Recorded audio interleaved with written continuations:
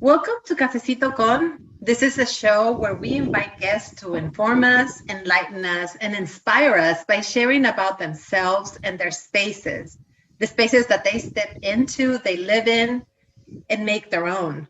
We are your hosts, Dalila Vasquez, And Rosa Martín Muñoz. an intergenerational duo.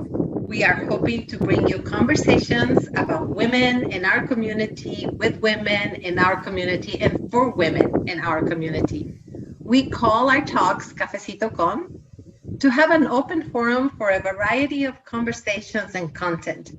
We want to share a cup of love and create spaces for womanhood to chat, to learn, to grow.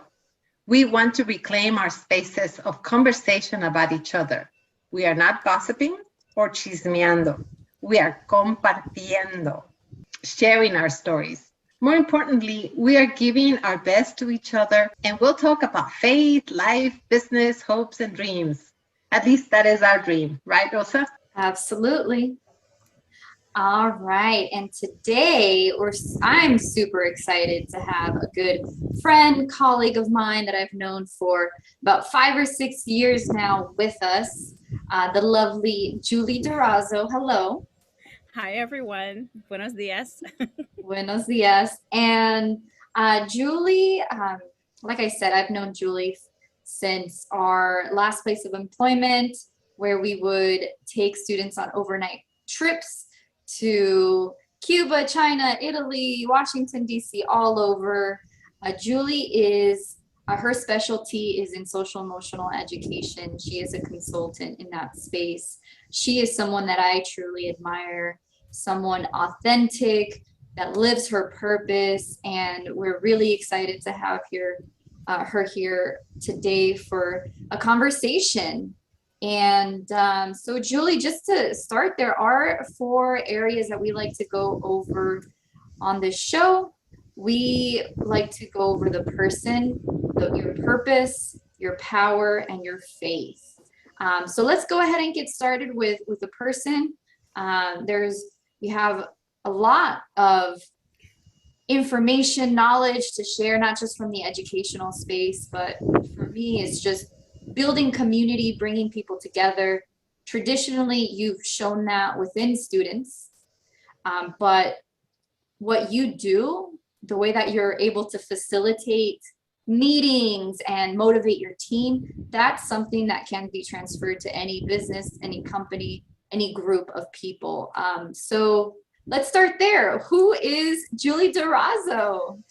Well, first, thank you both for having me on Cafecito Con, and I really appreciate it. So, uh, I'm probably going to cry at some point today. Thank you, Rosa. That was an amazing introduction. I was thinking about this question, who am I? And I think the first thing I would say about myself is that I'm a daughter. I the relationship I've had with my parents is very special to me. I'm a sister, I'm a tia, I'm a friend, and I'm a mentor. And I really just want to live my life on purpose. And that's who I am. And always trying to be my authentic, vulnerable self is something that it doesn't always happen, but it's something that I strive for, and it's part of a daily reflection process for me of thinking about who I am and who I want to be. Oh, that's wonderful. That's a huge responsibility to be an aunt, right? Most people talk about being a mom and how hard that is. Before I was a mom, I was an aunt. And I remember that when I would hold my niece in my arms, to me, it was just so incredibly amazing that I had the right to have a relationship with this human being. With my kids, there's no question. I had to have that relationship. But with your nieces, with your nephews, you don't have to. You have to want to, right? And Yes. you have to invite them to have the relationship with you, and you have to open yourself to have the relationship with them. So thank you for sharing that. And as I listen to you, and from the little bit that I know, because I'm getting to know you today, I wonder, how does that translate, or does that have any influence in your passion in working with students and being in education? I think it does a lot. I didn't, when I was growing, I think when I was younger, I always had this maybe vision or expectation, I'm going to do what my parents did. I'm going to meet somebody at 27. I'm going to get married. I'm going to have kids. I'm going to do all these things. And then as I'm going through life and, doing my own journey and seeking my own adventures, I realized that I did love children and I got along with them in a very specific way.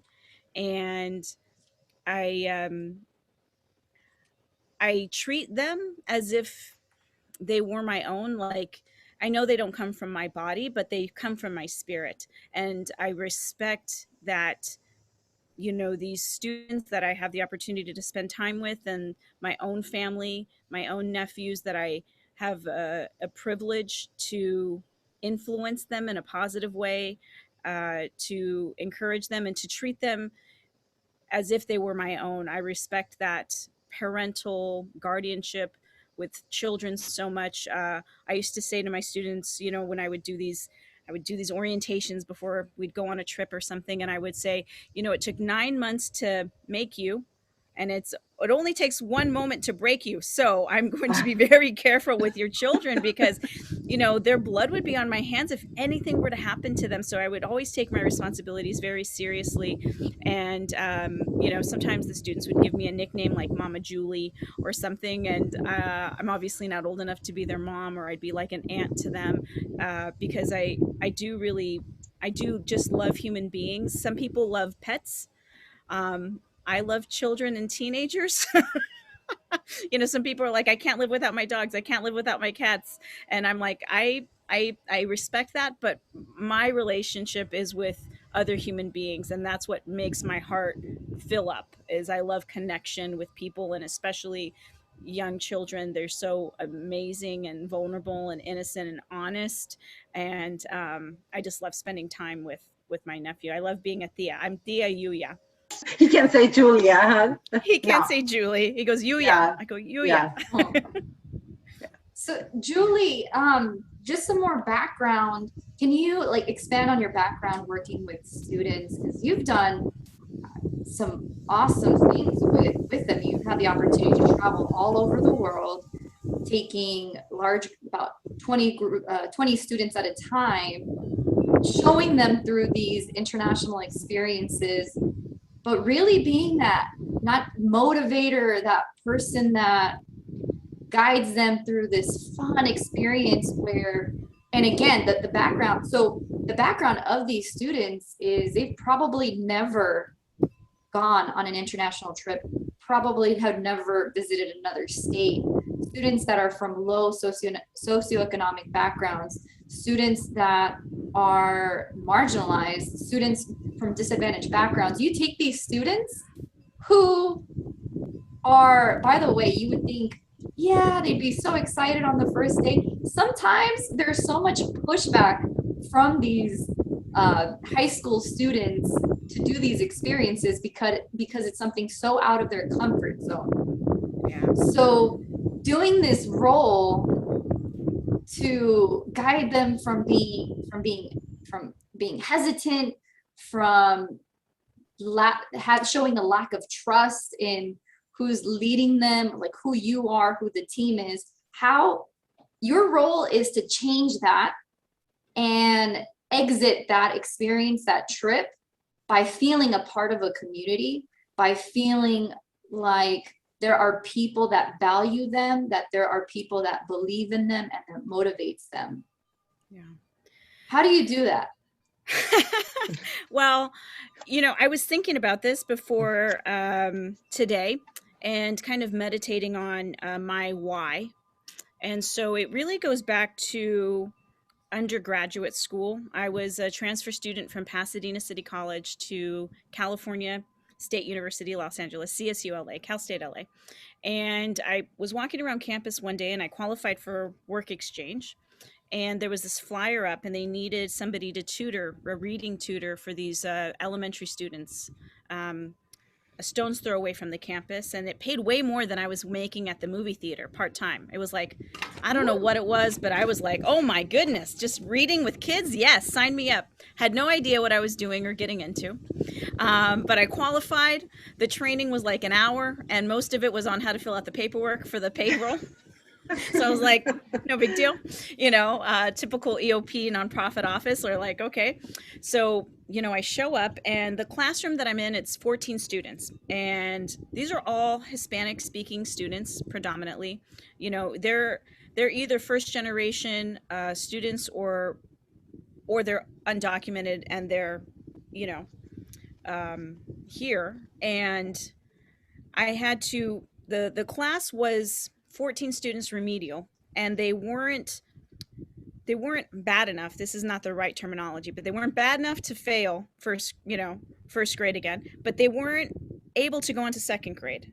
And that's a crucial age, that first and second grade, for those who are educators out there. Lots of things happen at that grade level, 7-8-year-olds. And so I had to teach half the students. There was only 14 students. I had 7 students to get them up to grade level for reading, because they couldn't read. And this was the time of, No Child Left Behind.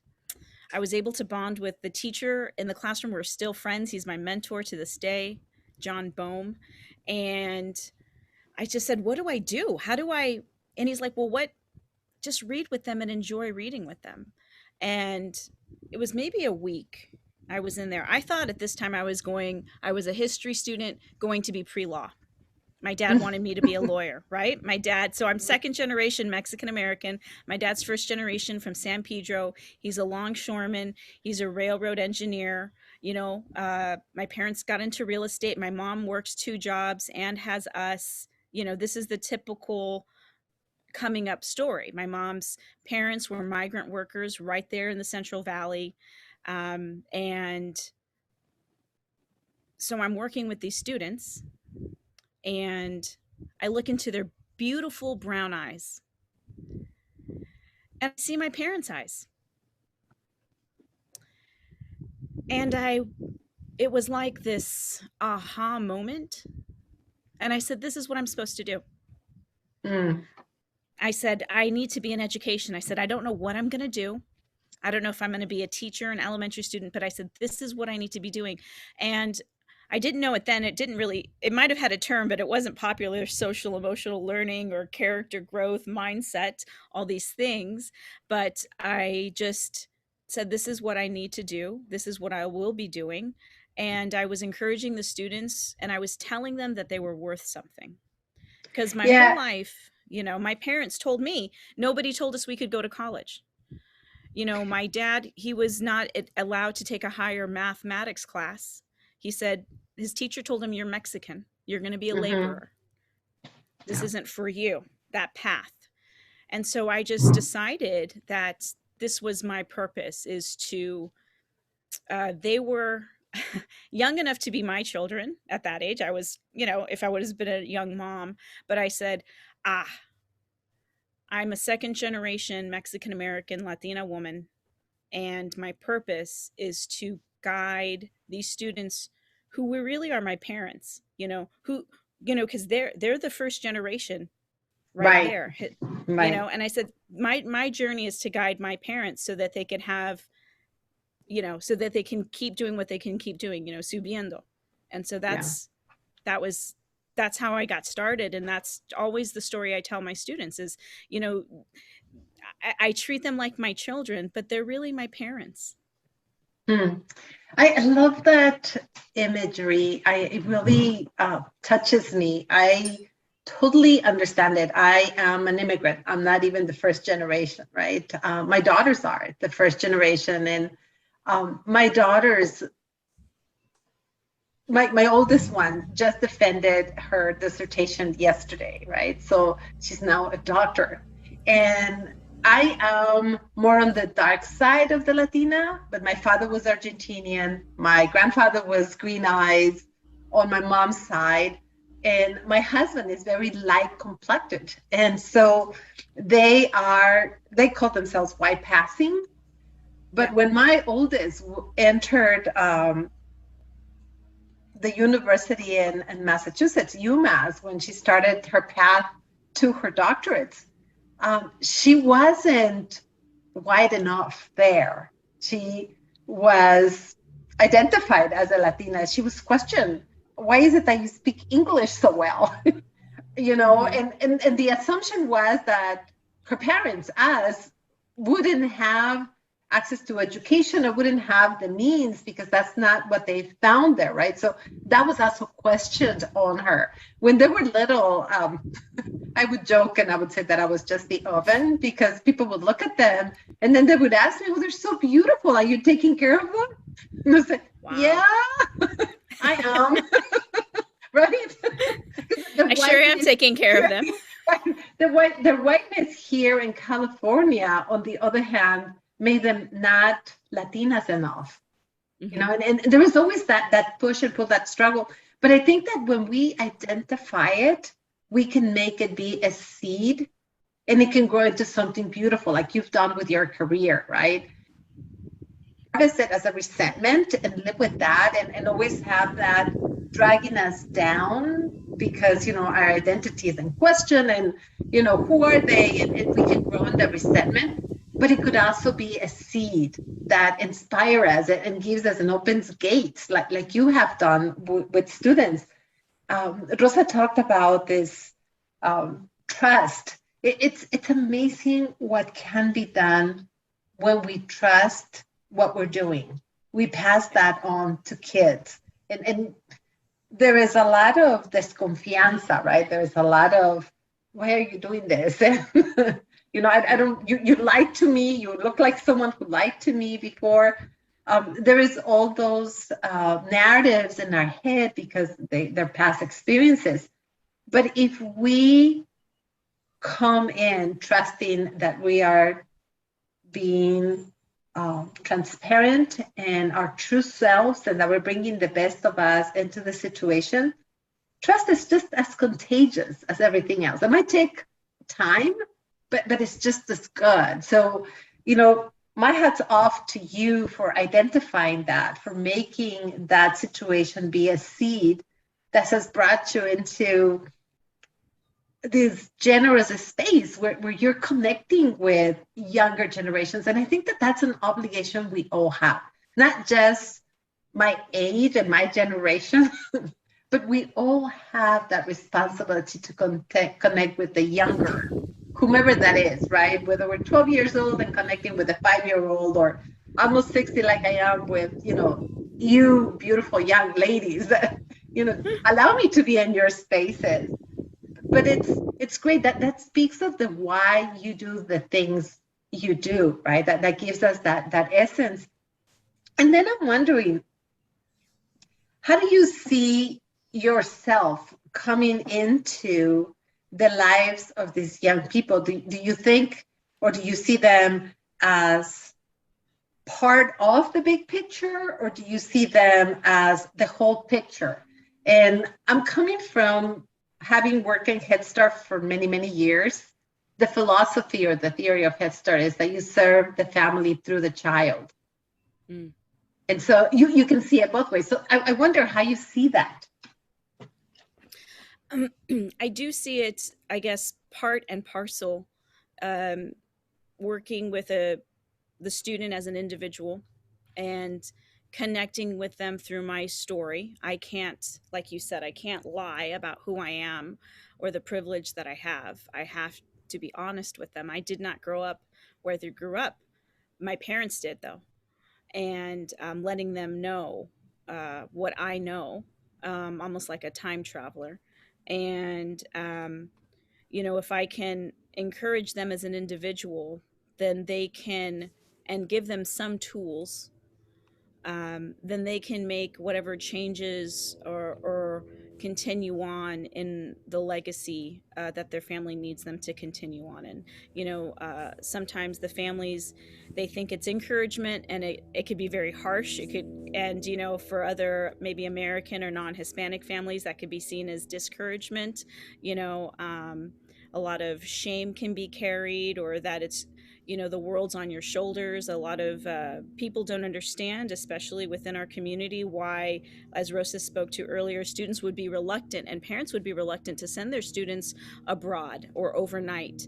Many times, we would do these trips with our students, and I would look at them and kind of notice relationships, and I'd be like, "Are you two related?" Because they would have different last names. They go, "Yeah, that's my cousin." My mom wouldn't let me go unless the cousin goes, and all these things. And I understood that, and they're not trying to be duplicitous. They're trying to make sure that their children are safe. That there is a trust there, that they don't want anything to happen to their children, and especially like their parents, sometimes themselves, they came all the way to this country and they don't want to lose the very thing that was bringing them here, the future, the dream, right? Yeah. So I definitely work with the individual, but I think that hopefully that individual can bring things back to their parents or to their community and know how to get from A to B, and succeed, to either go to college or start a career or start a business, and not necessarily discount what their parents are telling them, but to keep on encouraging them in that way so that they can kind of reconcile with who they want to be and what they want to do, and know that whatever they choose, they will be successful. That's kind of my goal there, because sometimes if they don't feel that they can deliver all the things that they want to deliver to their parents, they start to self-sabotage. I like your understanding of our community, of nuestra gente is what I call, right? I've worked in different spaces where I had to explain that to others, that, when a young person goes to the doctor, the whole family goes with them. And it's, we travel in packs. We do. We all want to know. Let's go. Yeah. ¿A dónde vas? Vamos contigo, right? It's, I remember going to the doctor and I had my mom in with me, and I'm a young lady, and they'd be like, "Do you want your mom here?" I'm like, "Oh yeah." Like, why shouldn't she be in here? Like, I can't keep secrets from her. Are you kidding me? Like, I was like, guilty of that. She should definitely be in here. Right. And that's what we would do at those family night, the orientations. We would have, it wasn't just one parent showing up. Right. 9 times out of 10, it's the abuelos, it's all the kids, Mm-hmm. and Mm-hmm. And everything else. And if you can make that whole family feel welcome from the onset, and no, come up here and talk to everybody and kind of get to know everybody. I like to play music on, especially when I have the families coming in, and it kind of sets the atmosphere, because they're unsure. This is something new, this type of, educational setting, and these trips and going out there and what's going to happen. And, they're working real hard to make sure their daughters don't get pregnant. So are you going to put my daughter out there and put her in a situation? Right. No, and you have to answer that. Right. Yeah. And that's the truth of it. Yeah. And I'm Catholic, right? So sometimes the fault of the church that I see is, like, for instance, when they do the catechism classes, the parents who speak Spanish might bring their kids to the Spanish classes, and the catechism leaders, the teachers might say, "What? But they speak English. They need to be in the English classes, because that's their language." And they don't understand, I think, this is my humble opinion, that they don't understand that there is a connection that is stronger than language. Es nuestra gente, es nuestra familia. It's those ties that we have, Yeah, they might speak English better than Spanish, but the abuelos speak Spanish, so they want them in the mass that is the Spanish mass, and they'll understand it. They'll grow up. Eventually, they'll learn more about their faith.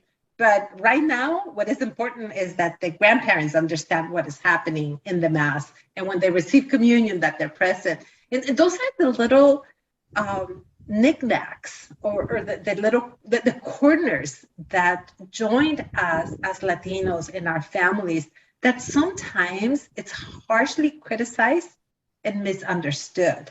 And I love it that you think about these things, that you're intentional with it, and you've taken a leap, right, from having worked with first, second graders. By the way, you are absolutely right. Those years are important. Here in the United States, the educational system is such that from preschool to third grade, you are learning to read. And from third grade on, you're reading to learn. And that's why it's so important that there's language development, that there is love for reading, that there is an environment that encourages that, right? Because at third grade and fourth grade, kids are almost labeled. You know, you will go to college and you won't because once you're behind as you progress in education, instead of catching up, you fall further behind. It's true. Which it's is true. It's a sad reality for our gente, right? But it's great. It's a huge leap to go from those years to go into high schoolers. So what made you take that leap? Well, I was finishing up grad school and I already had like 5 jobs, so I needed another one. And so I was tutoring my elementary students. Might not be an immigrant, but you definitely lived the life. And I was like, all right. So there was a job. It was with Pathways, and they needed somebody to work on the weekends. So I was like, perfect. You know, to go away to these overnight camps in Big Bear and do these team building and jumping off ropes and stuff. I go, I have no idea what this is, but it paid $150 a day. I was like, I'll do it. Sounds good. I was like, oh, and all meals included. And I love outdoors, I guess. I don't know. Sure. Sign me up. So I did, and was with high school students. And then I was like, wow, I'm good at this. You know, because I had only worked with elementary school students up until this point. And then I was working with high school students, and I thoroughly enjoyed it. And I just kept building and growing on that. And working, you know, eventually I got a position at a ranch in Colorado, working 2 weeks. Students would come for 2 weeks at a time inside 2 weeks, and we would do a whole program with them on social growth and character development, and, you know, working down at the barn and taking care of the animals, and hikes, and who are you and what do you want to be and how are we going to reach our goals, and how do we, you know, resolve conflict within ourselves and others. I mean, you know, whatever it is, you know, it's the kitchen sink at these students, you know, for 11 days because we get them for this really short amount of time. And then eventually I kept growing with this organization. That's how I met Rosa, and started taking these students on these trips. And going back to the beginning, I would just always tell them who I was and who my parents were and why I do this work, and that I believe that they could do anything that they want to do, and they have to want it badly enough. And, you know, the last big trip I took, I was in China, but the one previous, we took our students. These are all students from half from the Sacramento area, half from Los Angeles, all Black and brown students, juniors and seniors. And we took them from England all the way to Poland, went to Auschwitz. Wow. So World War II trip of a lifetime. And really, you know, exploring, talking about history. I think every subject needs to be relatable, you know. I agree. And, you know, how are these students from, you know, they're 17 years old from LA and Sacramento. How can we relate that to the ghettos of Warsaw, the concentration camps of World War II, the Battle of Britain, Nazi occupation, and how can we make these connections? What does this have to do with your life?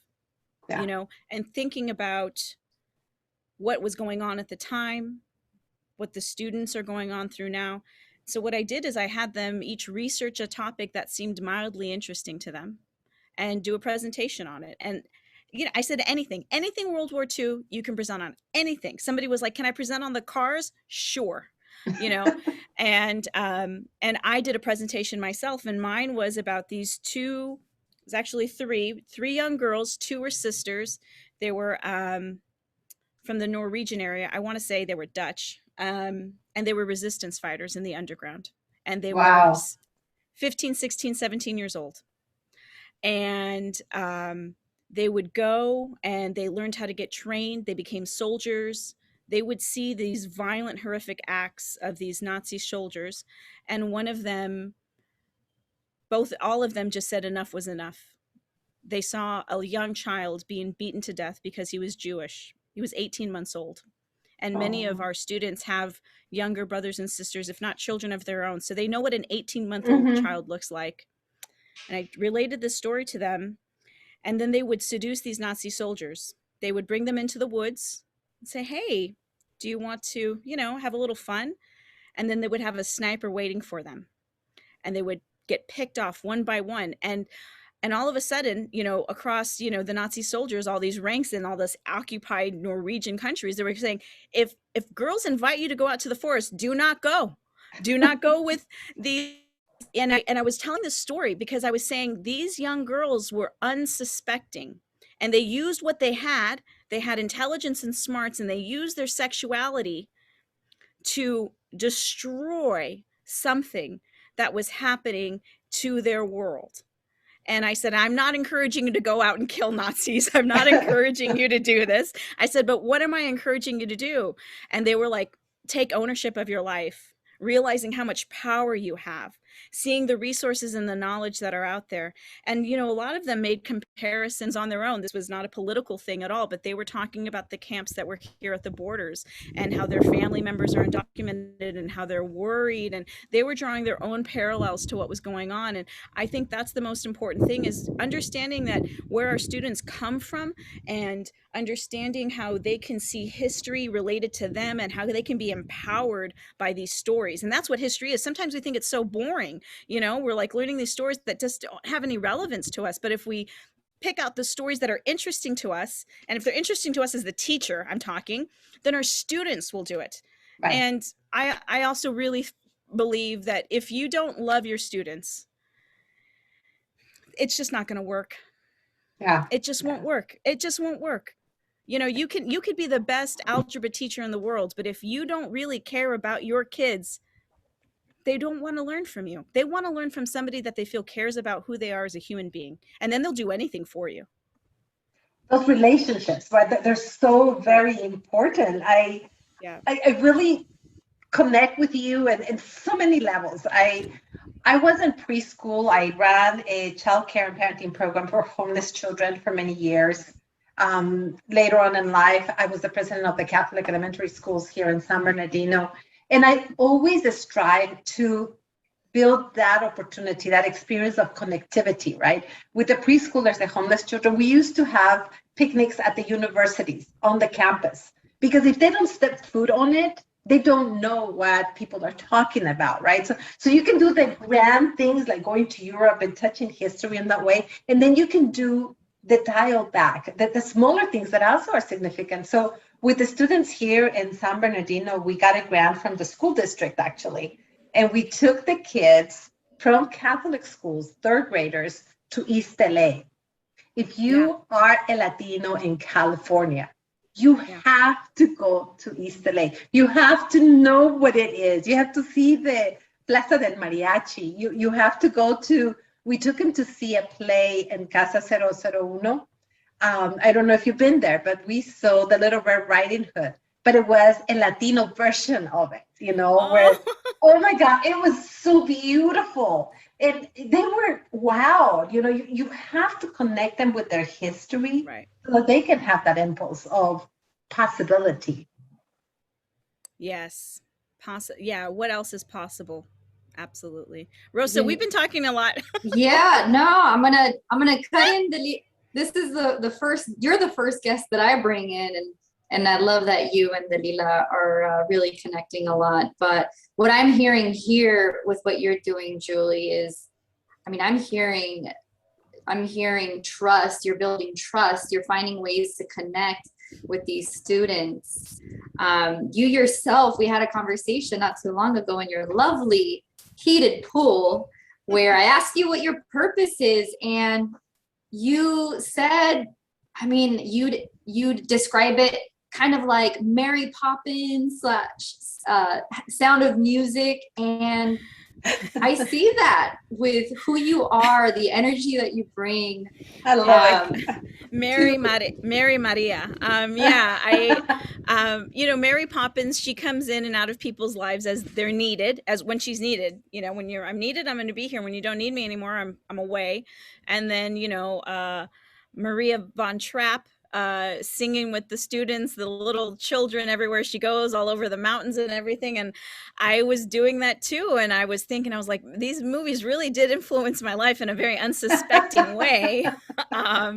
And I've just loved it so much. Yeah, doing that and trying to find my own way and figuring out who, continually asking myself, who am I? Who do I want to be? Where do I want to be? And what type of a person do I want to be? And working that out with my students, talking with them. What I love that you also said earlier was that if you don't love your students, it's not going to work. And I'm a huge believer of leading with love. Yeah. Whether you're working with students, for me in my work, working as a manager with my direct reports, I believe the same thing, that Yes. you will be able to have a better team, better results if you're leading with love. And now what you're doing, you're transferring that. You've been actually a critical part of the mentorship program that I'm currently directing. And now, congratulations, you're the new program director for Saturday Business Academy, which is a mentorship program where right now we're at about 60 students. We're doing on Saturdays, we are reviewing financial literacy, professionalism, college education, and access with about 60 high school students on Saturdays. And what you have added to the team in the last 2 years, you've been that critical piece that has helped us turn it around completely. Our attendance numbers throughout were not as consistent. And now, like, because of you and the programming that you brought in, the structure, because of your facilitation, now we've been at a consistent 60 students throughout the whole. We didn't lose students. And that is not common for a lot of high school programs. So you have this amazing power that I hope you realize that you have. I think to a certain extent you do. I know I definitely try to remind you because it's just so special. With that power, you've also mentioned authenticity, vulnerability.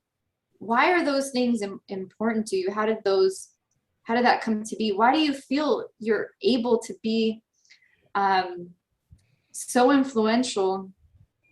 I know so far you've touched upon your passion and why you do this, your passion for the students, that leading with love. But now what about that other background that's helped you do that, your educational background, your professional experiences? It started with, that purpose. And then growing from that in undergrad, or graduate school rather, I was at Claremont Graduate University, and I had this professor Arguelles, and she is amazing. And she did a working mindfully with marginalized youth course. And I was like, I'm in, it sounds great. And that was the beginning steps of exploring who I am and thinking about, this heart work and your energy and what you're bringing into a situation. It's, sometimes, we think with like that academic mindset, like the student outcomes, and all these things that you, right? Yeah. The like, grades, the tests. Yeah, right. All the things that you can measure, these are the quantifiables, right? And then, the qualifiables are much harder to measure, but they're so obvious and so apparent when you come into a classroom. You read the energy of the room and you're going, oh, well, that's not working. We got to change things up.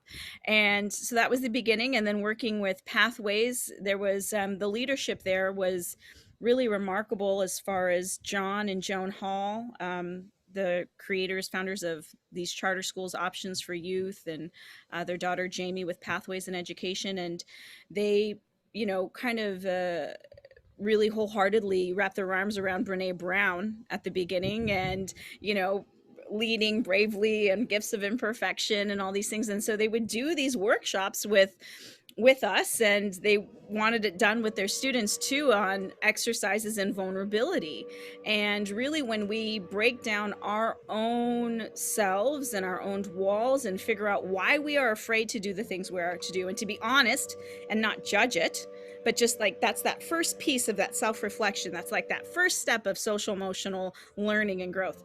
Who are you? Do you understand, you know, and because you have students who act out and they don't realize they're acting out, versus the student who does know they're acting out. That's a more tough one in my opinion. Like the one who knows he's causing trouble. And there was a ton of work to be done there, and so thinking about all of that all the time, and that was a lot of our training done. They would call it social emotional training, and I'd like to reframe that as vulnerability and empathy training. If we can't empathize with ourselves, if we can't train ourselves in vulnerability, we really don't have a chance of reaching our students. If we can't tell our students our stories, our authentic stories, being our authentic selves, vulnerably sharing appropriate stories, of course, I'm saying, what chance do we have to ask them to break down some of their walls? They're going through a lot and we don't know, but they have to know a bit of who we are, right? That's the whole exploration. To build that trust. Trust. That's the first thing. And to connect. Yeah, I think that you're hitting the nail on the head. My English sometimes gets in the way, or my Spanish gets in the way. I was going to say hitting the head on the nail, but it's I love it. Head, right? That's how I feel with my Spanish. My mom, what my mom, real quick, my mom was just like, oh, they're shutting down La Fitness. And I was like, La Fitness? She meant LA Fitness. I was like, that'll be me. My kids say that they have a mommy translator. I love it. They understand me. La Fitness. But talking about that authenticity, I think, and I have been critical of the educational system most of my life, and I was pushed into working in the educational system because someone told me, well, you're either part of the solution or part of the problem. There's no in between, right? But I think that it's really important for teachers to start with studying child development. And that's not always the case. So there's a fault in the training of teachers too. It's not just, it is a calling, but it's not just a wanting to be there. It's also being able to be there, right? And if teachers do not have the child development background, and I feel the same way about pediatricians, if they don't have the child development background, whatever they say, it's an empty carton. It really does not have the weight because it doesn't come with the compassion, with the understanding, with the emotional intelligence that they need to be equipped with to be in front of the kids, the parents, whomever it is that their audience is. Absolutely. And even a step further, even when schools are saying we're going to do diversity, inclusion, equity, social emotional growth, these are the 10-cent words that are going around right now. Right. That's great. Also, if you're not going to apply it to yourself, it's just not going to work. It's just not going to work. If you went to a personal trainer and the personal trainer was not, let's just say fit, right? Okay. And I'm not saying anything with body types or anything else, there's positivity out there. But if you're going to a personal trainer who can't do maybe any exercises, or just sits there and tells you, do you know what I'm saying? You have to have somebody who's engaging with you, who you can learn from. So if they're not doing that upon themselves, how can you teach something you don't know? Right. Yeah, you can only give what you have. That's right? What I totally buy into that. Totally and completely. And it is also as adults, if we don't come into these spaces with that authentic self, then we're not giving, and kids can read you like an open book. You can try to hide it. There's no hiding it. No. I just find it amazing. I am a business nerd. I love organizations. I love being on teams, working together for a common mission. And what Julie has taught me through working with students, how important the emotional part of it is, the social part. You could study other theories and do certain structures, and you can set certain standards. But as you have proved, Julie, when you focus on the emotional, the social part of working together, when you focus on that, you increase outcomes, whether it's with students. And it's so relatable back to, again, how I work with my teams at work, back in business. And I feel like this is something relatively new where our new generations are focusing on the social piece. I think for sure the pandemic has, fleshed out some things that were already transpiring and starting to come to a head. And it's just making it more apparent, mental health, emotional well-being, being able to create and set boundaries with a work-life balance, understanding that, there's this amazing book out there. It's by, I think her name is Ryan Eisler. It's called The Real Wealth of Nations. It's an old book. Well, not that old, but it's not heard new. Of it. So it's called Never read it. It's The Real Wealth of Nations. Highly recommend to all of our 2 or 3 listeners or whoever's going to listen to this, but it's all about compassion and economics. And really you will get more interest, profit, productivity when you invest in the human capital. So it's and she proves it over and over again in this book about, caregivers, our teachers, our educators, our people who take care of those at home and things like this, and what different companies do for their employees, and just how their profit margins triple, double by 400, 500%, for just small things, being seen, valued, heard, appreciated. So it's shifting from this old world model of, Henry Ford and the assembly line, and you work, and, you have these 15-minute breaks and everything, to understanding how humans work and how creativity works and how productivity actually works. And always the most compassionate, in my opinion, I think the most compassionate thing will always be the most economical thing as well. Being the older person in the group, I would like to find a way to put to rest this wrestling that we have between the old versus the new, right? I think it's all about evolution. When I was a child, there was a children's table and there was the adults table. And when the adults were talking, the children were to be quiet. They couldn't speak. That we had to ask permission to interrupt. And I was called cucharita many times because I would interfere in the conversation, right? Just like the spoon does with the food. But we have evolved from there. With my kids, they were always expected and they were always respected as people, in between many mistakes, right? But they had the right to express themselves.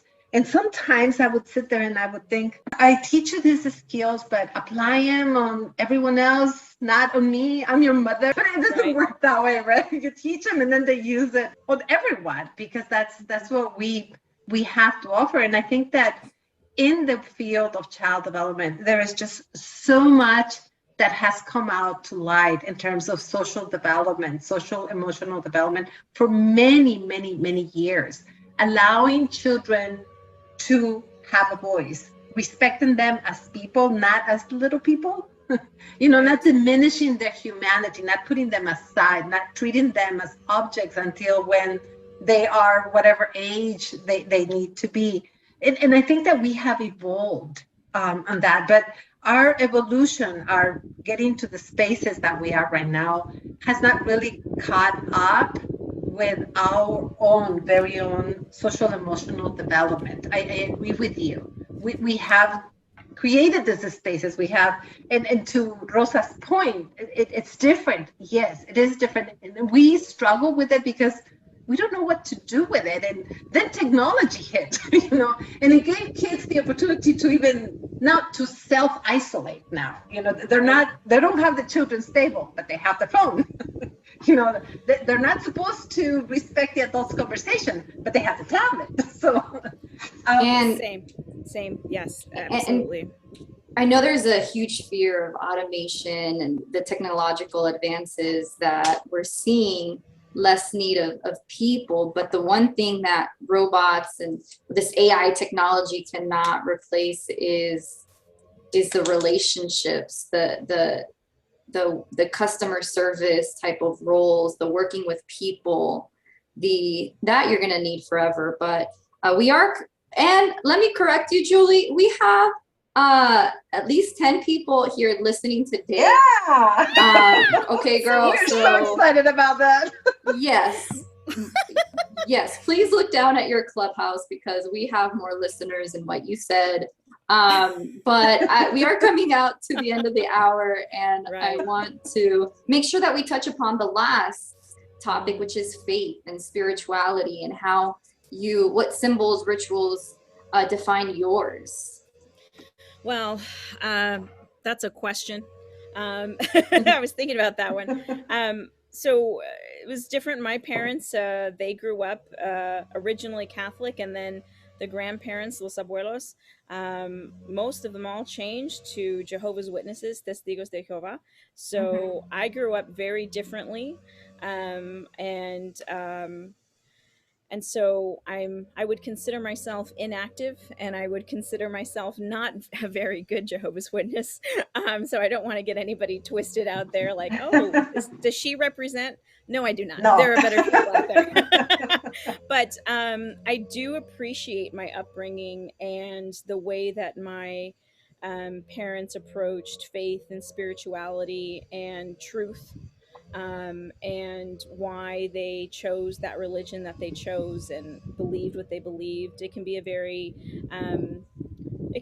some people see it as very strict and austere, as there's not a lot of celebrations and things like that. I think there's also a lot of freedoms that come with it, as far as, not. Sometimes I see people with gifts and things, either the Christmas time or the birthdays, and it seems like more of a burden than it is like an honor to give somebody a gift or to share something with them. And we didn't have birthdays celebrated growing up, but I never felt I was lacking for anything. I never felt I needed for anything or wanted for anything. And my love language was always quality time. That was up there. So spending time with my parents. And I remember I would come downstairs. My dad would say, he would just be like, happy birthday. I feel like sometimes to kind of like tick off my mom a little bit. And, he likes to stir the pot, right? Poke the bear. Dad. And my mom, she would just tell me like my birth story, and how she felt the labor pains. And then my dad goes, do I have time to feed the dogs before we go? And she's like, will you get me to the hospital now? And all of these things. And, so right now I do like to think about God and Jesus. And I have a bit of a contentious relationship, as I lost my father a few years ago. Some people ask me if I believe in God, and I go, I guess I'd have to be this upset with him for not saving my father, as it were. Even though there is hope and all of these other things, it still feels like I've been robbed. So I contend with that aspect, but I like to think about, a lot of people, you do or you don't believe in Jesus, you do or you don't believe in the Messiah. But I love the teachings of treating people with love, justice, respect, standing up for people. My father and I would always talk about how Jesus was a radical feminist. He, for those of people who are aware of the stories in the Bible, he revealed himself as the Messiah to a woman first, and he was always with the women, the people who were looked down upon, the people who were the most marginalized, the most vulnerable. And I think that's a hell of an example for us all to follow, to really embody that, to say, what legacy do we want to leave behind? And that's always going to be about how you treat people, how you make them feel. Especially when it comes down to education or something, you probably don't remember the quadratic formula, but you definitely remember how that math teacher made you feel. Those are definitely the impressions that make the most difference, right? And they are the ones that either drive us to sometimes success and sometimes to predicament, Right. because you're right. And faith is a journey of a lifetime, right? It's not something that you arrive at Right. and you're done. It's not something that you gain and you have it. It really is a journey, and it has its ups and downs. And I have family who claim themselves to have no religion and no faith. But they still wake up in the morning and they're thankful for the day. So I don't know that faith is something that can be measured, but it's definitely something that merits recognition. And if we recognize that, we're good. I don't need for us to sit in prayer for us to participate in faith, right? It's enough with recognizing it, because it is a journey, and it's a journey that is different for every single one of us, for those very reasons that you mentioned. You lost your dad, and that's a huge bump, if I may call it that, in life, right? I mean, I lost my dad when I was almost 7 years old, and I was robbed of a life. I lost my mom when she came to the United States before I was 8 years old. I was robbed of a relationship. We all have these experiences that we wrestle with, and bring us to those spaces of faith. And at the end of the day, for me, I like to find the gift in those experiences. And my kids sometimes fault me of being too positive, but I'd rather step into those spaces than to be angry and resentful all the time. And I think for me, my point of inspiration for anything and everything I do are my daughters. They are definitely my compass. When I'm going to make a decision, I think, if my daughter was going to ask me advice for this, what would I tell them? Right. And that's what I try to follow, or that's what I follow, because that relationship is so important to me, and that gift of being a mom is so grand to me, that I get close to God because I have that gift in my life. If I didn't have that, maybe it would be a different person. But the miracle of having been able to be a mom, to me, it's bigger than anything else.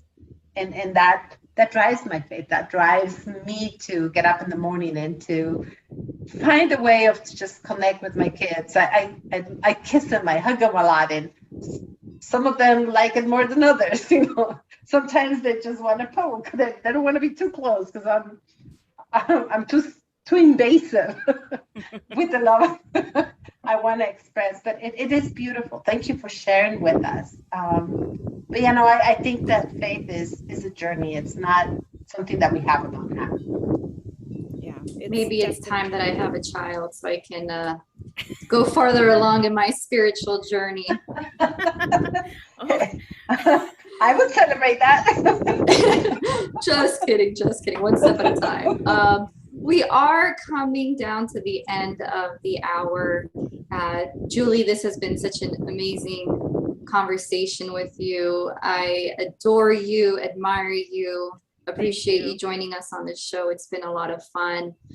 Do you want to tell our guests, if you're interested in learning more about Julie Dorazo? She does have a website for her social emotional learning consulting business that she has. She can help any of you if you work with students. For me, I'm probably going to hire her for some help with my team to facilitate. So definitely reach out to her. She's an amazing facilitator. And you can find her at juliedorazo.com. She's also on LinkedIn. Any final comments, Julie? No, thank you. This has been such a joy and a privilege and a pleasure. And I'm so glad to see all of these individuals: Sonia, Jessica, Sophia, Sylvia, Julia, Kara, and there's a name there that I don't. Oh, Suli, is that your cousin? Yeah, that's my cousin. Remember, she did I worked trips with her. Yeah, I remember her. Hey. Yeah. All right. Dalila, please go ahead and finish us off with that food for thought. Sure, I gladly do that. Today we share a quote from the Contemplative Prayer from Richard Rohr. In the face of horrors visited upon our world daily, in the struggle to protect our loved ones, choosing to let in joy, it's a revolutionary act.